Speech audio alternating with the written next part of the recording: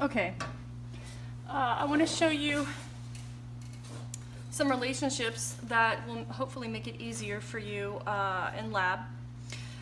You should be aware that there are two muscles that you're going to encounter: the piriformis, which is going to originate off the sacrum and project laterally, or pretending like it's articulating with the femur, and it fills the greater sciatic foramen. So when you're looking in the wall of the cadaver and you're going to see this muscle, and you're going to use it as an orientation point for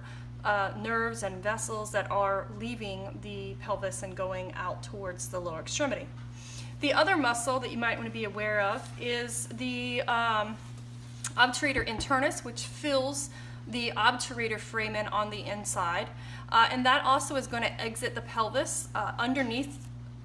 right underneath the ischial spine and turn and go towards the femur where it attaches. So here I have the sacrospinous ligament here,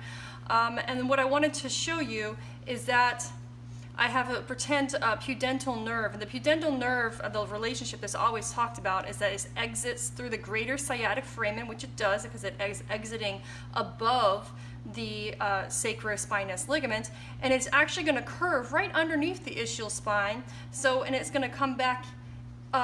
this way anteriorly, and so it's coming back through the lesser sciatic foramen. Whoops. From the posterior side, I have the sacrotuberous ligament depicted here with this broad attachment. Now, if you were going to peel that back and you try to look, or let's say take off, and you're trying to look at this relationship,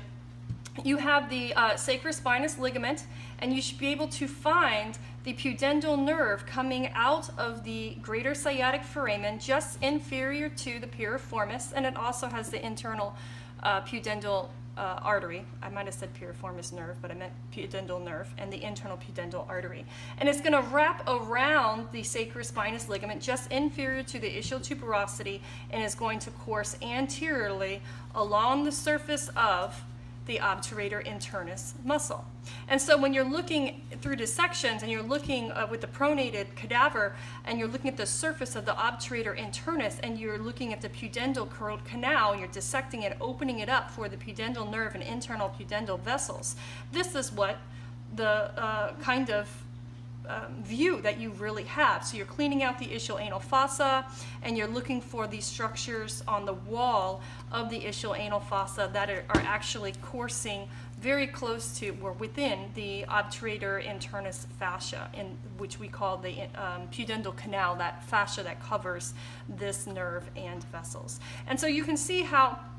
as that nerve courses anteriorly, it's going to be in the area of the perineum. And so it's going to divide, and the superficial pudendal is going to service the perineum and on the superficial aspect, and the other branches, which are sometimes named, and they're not named in your atlas, but except for the dorsal nerve to the penis and dorsal nerve to the clitoris. But there are also some deep branches that are going to innervate areas of the urethral sphincter. Okay, so hopefully this silly tape game gives you an indication or some sort of idea of this very complicated area, the important muscles that you should start to orient yourself to, because they're going to help you, because you're going to look for neurovascular structures that are coursing inferior or superior to a lot of these structures. Okay, good luck.